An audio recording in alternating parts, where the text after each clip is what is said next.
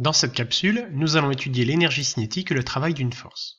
Commençons par quelques rappels avec l'énergie cinétique. Donc l'énergie cinétique d'un système, dans un référentiel donné au point émis, dépend à la fois de sa vitesse instantanée approchée VI et de sa masse petit m. L'énergie cinétique se note EC, donc l'énergie cinétique au point émis est égale à 1/2 fois la masse fois la vitesse instantanée approchée au carré. L'énergie cinétique est en joules, la masse en kilogrammes et la vitesse en mètres par seconde. Si maintenant on cherche à déterminer la variation d'énergie cinétique entre le point MI et MJ. Alors petit rappel, quand on cherche la variation de quelque chose, ça se note delta, et ensuite la variation c'est toujours l'état final moins l'état initial. Donc ici, la variation d'énergie cinétique, delta EC, c'est égal à l'énergie cinétique au point MI, MJ, moins l'énergie cinétique au point MI. Et donc avec la relation qu'on a ci-dessus, on peut écrire la relation suivante. Voyons maintenant ce qu'est le travail d'une force. Alors le travail d'une force qui s'exerce sur un système permet d'évaluer au niveau énergétique l'effet de cette force au cours du déplacement du système.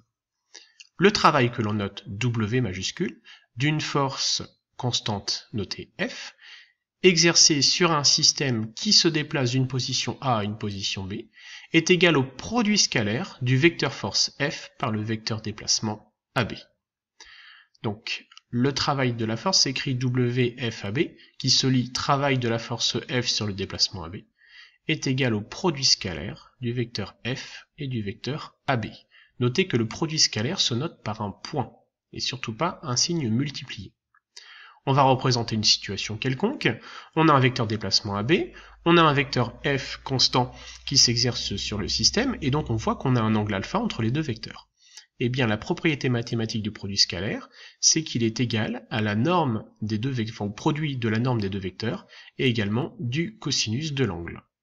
Donc, le travail de la force sur le déplacement AB est en joules, la force est en newton, le déplacement est en mètres, et l'angle est en degrés. Alors, il y a trois cas. L'angle alpha est supérieur ou égal à 0, mais inférieur à 90 degrés. Dans ce cas-là, le cosinus de l'angle est strictement positif, donc par conséquent le travail de la force est strictement positif, et là on dit que le travail il est moteur, c'est-à-dire qu'il aide au déplacement. Deuxième cas, si l'angle alpha est égal à 90 degrés, donc un angle droit, dans ce cas-là le cosinus de l'angle est nul, et donc le travail est nul, et on dit que le travail est nul, c'est-à-dire qu'il n'aide pas, mais il ne ralentit pas, il ne s'oppose pas au déplacement. Et dernier cas, l'angle alpha est strictement supérieur à 90 degrés, mais inférieur ou égal à 180 degrés. Dans ce cas-là, le cosinus de l'angle est négatif, donc le travail de la force est négatif. Donc il s'oppose au déplacement, on dit que le travail est résistant. On va terminer la capsule avec le théorème de l'énergie cinétique. Donc il est énoncé de la façon suivante. La variation de l'énergie cinétique d'un système se déplaçant d'une position A à une position B est égale à la somme des travaux de toutes les forces appliquées au système durant ce déplacement. Cela qui donne en relation mathématique delta EC est égal à la somme, donc ça se note sigma majuscule, le travail de chaque force sur le déplacement AB. Alors on va prendre un exemple pour y voir un petit peu plus clair. On imagine un skieur qui descend une piste de façon rectiligne. Le skieur, on le modélise par un point matériel. Je représente le vecteur déplacement, qui suit évidemment le sens de la pente. Et donc le skieur, il est soumis à trois forces, son poids, la réaction de la piste, et éventuellement quelques forces de frottement.